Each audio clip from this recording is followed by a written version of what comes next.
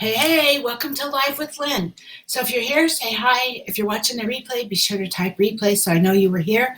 I'm Lynn Huber, and I appreciate you being here. So today I'm going to talk about 9 ways for you to keep your personal power. So have you ever noticed that some people just exude power? I mean, they just seem to radiate power as soon as they walk into the room, or when they're participating in discussions, or they're in stressful situations. Right? When you sit back and watch them, the one thing that really stands out the most is they have a distinct psychological fortitude. They've developed that mental strength. And for a mentally strong person, projecting an aura of confidence and toughness seems to come naturally, and most of them aren't even aware of it. But it is something that can be learned and developed for all of us, which is really cool, right? So think about this. So how many times have you ever wanted to reach out to someone, but you were afraid that you might seem needy, or maybe you were worried about what another person might think of you, or even that they might not respond to you? Hi, Anitra. Good morning. So when we avoid making connection because we're afraid of someone else's reaction, or when we censor our thoughts and feelings, we're giving away our personal power. And so, for example, a business executive confides that an associate always brings out the worst in him, right? Or a stay-at-home parent says her day hinges almost entirely on what type of mood her spouse is in, right? I mean, at some point, all of us, every one of us, has given away someone else our power over the way we think or we feel or we behave. And giving away our mental power robs us of that mental strength. Right? On the other hand, when you take back your power, those same fears will begin to lose their hold over you.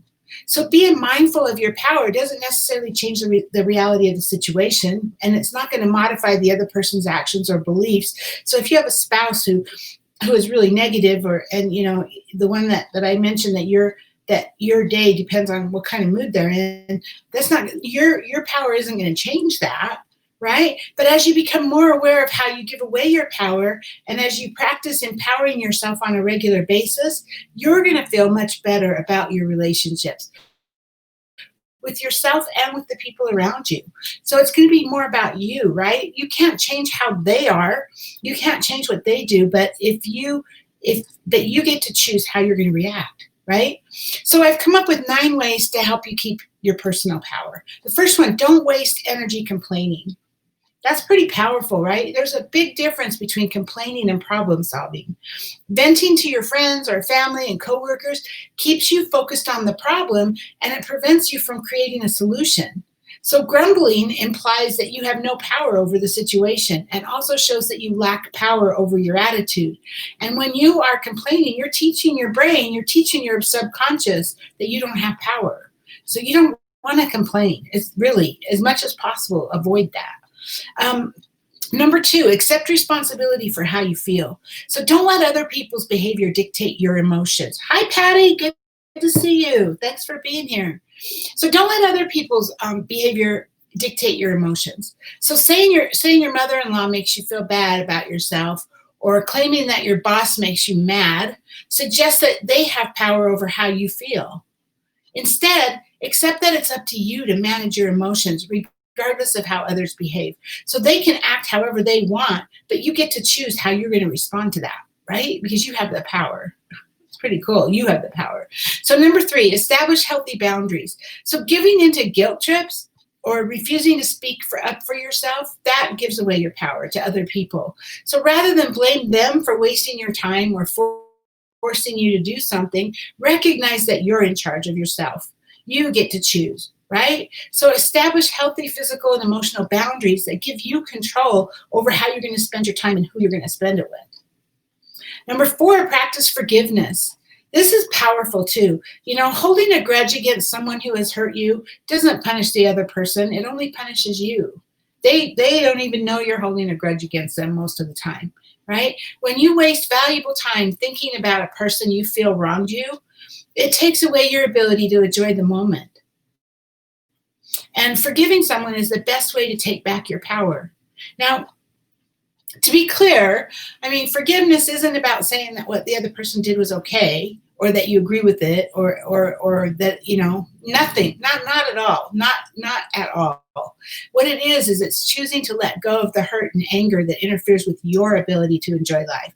So what they did was still wrong, but you've let it go. That's what forgiveness is you're saying what they did was wrong, but now you've let it go and you're not going to let it hurt you anymore, right? Number 5, know your values.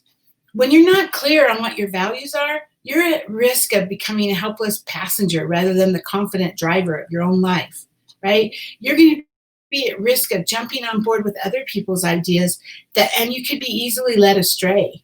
So take back your power by acknowledging your values and living true to what's important to you. You don't want to follow the crowd just because it's the crowd. Instead, you need to know, no, that's not something I believe in, so I'm not going to participate in that, right? Number 6, don't waste time on unproductive thoughts. Have you ever come home from work and spent the entire evening wishing you didn't have to go back again tomorrow? I think we've all done that at some point, right? Suddenly you're giving your 8-hour workday 12 hours of your time. Take control over your thoughts that occupy your mind so you don't give more brain power to the areas of your life that don't deserve it. Find something else to do with your evening instead of worrying about that you have to go back to work tomorrow. I know back in the day when I was actually working in a job, I did that a lot, like on Sundays. It's like, oh, crap, I have to go to work tomorrow. I really don't want to do that. And I know a lot of people do the same thing. But how does that help you? It doesn't. It doesn't help you at all. If you hate your job that bad, find something else, right? But hey, number 7, avoid language that implies that you're a victim. So saying things like, I have to work 60 hours a week, or I had no choice but to say yes, that assumes that you're a victim of an unfortunate circumstance. So while there's certainly going to be consequences for the decisions you make, any decision you make is going to have consequences, and sometimes you might not like those consequences, but acknowledge that you always have choices. You made that decision, right? And so you had the choice to do that. And number 8, make your self-worth independent of other people's opinions. That's powerful too. Your self-worth depends on others. If your self-worth depends on other people holding you in high regard, you're likely going to become a people pleaser. You don't want to be a people pleaser, right? Not everyone needs to like you, and they don't have to agree with your lifestyle. Instead, you need to like you. You need to agree with your lifestyle. You need to believe in you, right? Evaluate the merit of criticism that you get. If someone gives you some criticism, evaluate it and determine, do they really, is what they're saying have value? Is it something I should listen to? But never allow anyone else's opinion to determine your self-worth. Hi, Karen. Good to see you. Anitra says, I find it's all mindset. Exactly, Anitra. It's about having a strong mindset. Exactly.